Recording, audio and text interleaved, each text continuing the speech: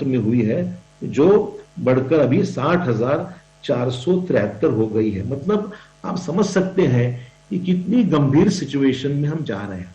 तो इसलिए हम सब की ये बिल्कुल प्रामाणिक इच्छा है कि इसको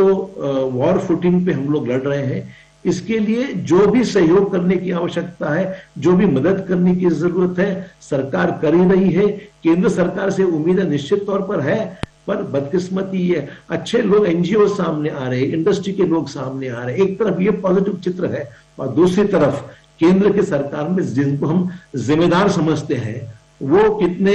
गैर जिम्मेदार लोग आज दिखाई दे रहे हैं कि जो अलग अलग बयान देकर इस बात को राजनीति के स्तर पर ले जाना चाहते, गंदे स्तर पर लेकर पूरा चित्र को खराब करने की जिनकी भूमिका है। मैं सबसे पहले तो डॉक्टर मनमोहन सिंह साहब का आभारी हूं कि उन्होंने एक बिफिटिंग, एक फॉर्मर प्राइम मिनिस्टर के नाते जिस से बड़े सीधे और सही तरीके से उन्होंने अपना पक्ष रखा है कि देश में किन किन चीजों की करने की आवश्यकता है। एक पॉजिटिव सजेशन उन्होंने देश के राज्य करता है उनके सामने रखा है कि हम लोगों ने खास करके जो टीके का महोत्सव की बात जो हुई थी, मैं तो कहूंगा कि मनमोहन सिंह साहब ने बड़े अच्छी तरीके से कहा कि कितने टीकों की आवश्यकता है, टीके कैसे राज्यों में आप पारदर्शक स्थिति से हम देने वाले हैं, कोई पॉजिटिव सजेशन सोचने की गलत क्या है। मैं समझता हूं कि आज हम में स्टेट्स में भी कई सजेशन कई लोगों से आते हैं, अननोन लोगों से आते हैं, उसको भी हम स्वीकार करके एक पॉजिटिव एंगल से उसको हम देखते हैं। ये तो देश के प्राइम मिनिस्टर हैं, फॉर्मर प्राइम मिनिस्टर रह चुके हैं, प्रशासन का इतना तगड़ा अनुभव जिनको है कई सालों का, जिन्होंने एक अच्छा साफ सुथरा लेटर देश के मौजूदा प्राइम मिनिस्टर मनमोहन सिंह जी को लिखा है। उम्मीद ये थी कि उसको एक पॉजिटिव सेंस में लेकर उसके ऊपर कोई पॉजिटिव काम करने की भूमिका थी। अब उसको जवाब मनमोहन सिंह साहब वक्त निकाल कर इतना काम कर रहे हैं, और दूसरी तरफ नरेंद्र मोदी जी, जिनसे अपेक्षा थी कि ये देश के फॉर्मर प्राइम मिनिस्टर को जवाब उनकी तरफ से जाना चाहिए था, तो जवाब एक फेल्ड देश के जो फेल्ड मंत्री है हर्षवर्धन जी, जिसको मैं कहूंगा इज टोटली फेल्ड टुडे। बदकिस्मत ये है, एक फेल्ड मंत्री का एक सड़क छाप जवाब आज मिला है, जिसको मैं कहूंगा एक सड़क छाप जवाब जिसको कहेंगे, इस तरीके का जवाब हर्षवर्धन जी जो नाकामयाब रहे इस पूरे काम में, उन्होंने ये जवाब मनमोहन सिंह जी को दिया है। और एक पूरा पॉलिटिकल जिसमें वो आ रही है, इस तरीके का जवाब जाना निश्चित उचित नहीं है। तो मैं समझता हूं ये अपोलोजाइज करें कि भाई मेरे से गलती हो गई और प्राइम मिनिस्टर पे छोड़ दे, और प्राइम मिनिस्टर चुनाव से वक्त निकाले,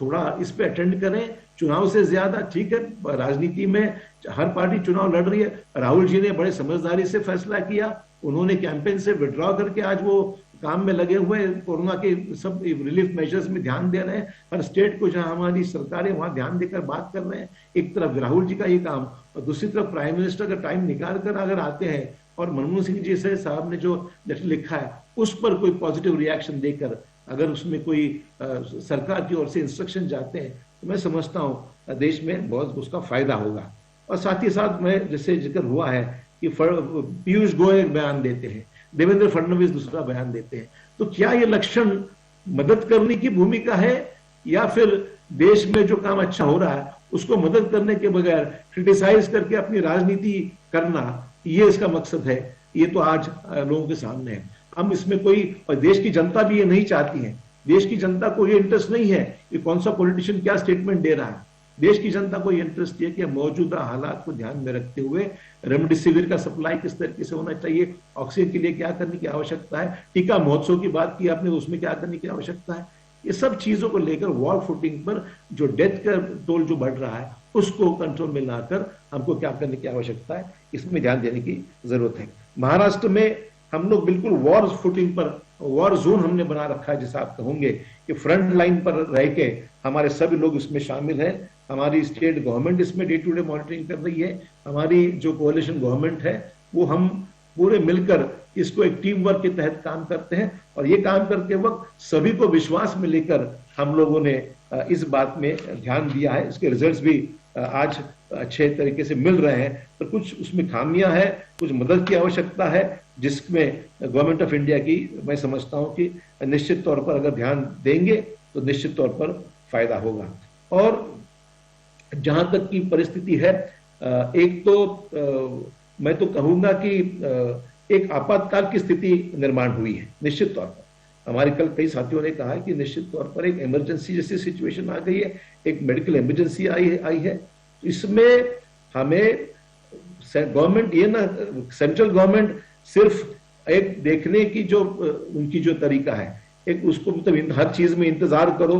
वो फैसले बाद में करेंगे, वो फैसले होने तक फिर स्टेट गवर्नमेंट में क्रिटिसाइज करो, ये जो सिलसिला चल रहा है। मैं समझता हूं कि हर चीज को इमीडिएट रिस्पॉन्स की आवश्यकता है, जो इस वक्त की कमी है गवर्नमेंट ऑफ इंडिया से, कि अगर स्टेट कोई भी स्टेट हो, सिर्फ महाराष्ट्र ही नहीं, देश भर में चाहे वो भाजपा प्रणीत स्टेट्स हो या नॉन बीजेपी गवर्नमेंट जहां हो, सभी को एक एंगल से देखने की आवश्यकता है और उसमें पारदर्शिता की आवश्यकता है। उसमें जो लोग, जो स्टेट सबसे ज्यादा प्रभावित है,